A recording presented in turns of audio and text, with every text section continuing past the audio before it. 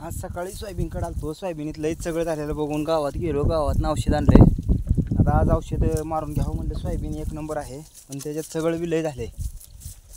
पेरल्यापासून इकडे आलोच नव्हतो. आज जाऊन तर बघावं म्हणलं सोयाबीनचं काय आहे काय नाही.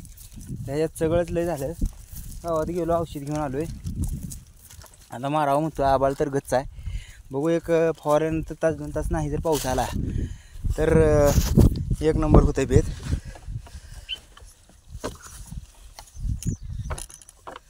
आता पप्पा यायला लागले तर औषध वाटायला. हे गावातनं औषध आणले ती औषध दुकानदारानं कोणतं दिलं बघतो.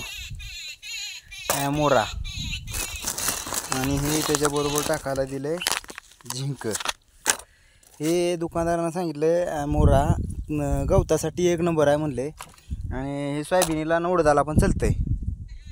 तरी आणले मी आता 200 लिटर पाण्याचं टिपाट पण भरलं आहे. 200 लिटर आता घेतो मारून. वारं बी जरा सुटलेला आहे, पण काय वाऱ्याच्या दिशेनंच फवारतो. त्यामुळं पण आबाळ बिगतचा पाऊस 1 तासभर जर नाही आला तर एक नंबर बेत होईल. बघू आता काय होते काय नाही. आणि गवत जळते का नाही हे पहिल्यांदा बघावं लागेल. का तर गवत जास्त आहे.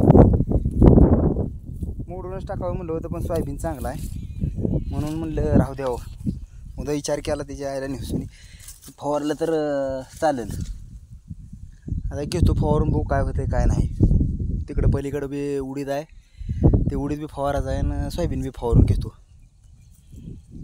काय कोळपालाची नाही पावसामुळे त्याच्या आयला निवसून इथं बैल आणून ठुलती कोळपावं म्हणून. पण काय कुळपी चलं ना म्हणून म्हणलं तणनाशक मारून घ्या. तणनाशक मारून उद्या जर वापसा झाला तर कुळपून घेतो खाट टाकून. तर चला आता मी करतो पंप चालू मित्रांनो.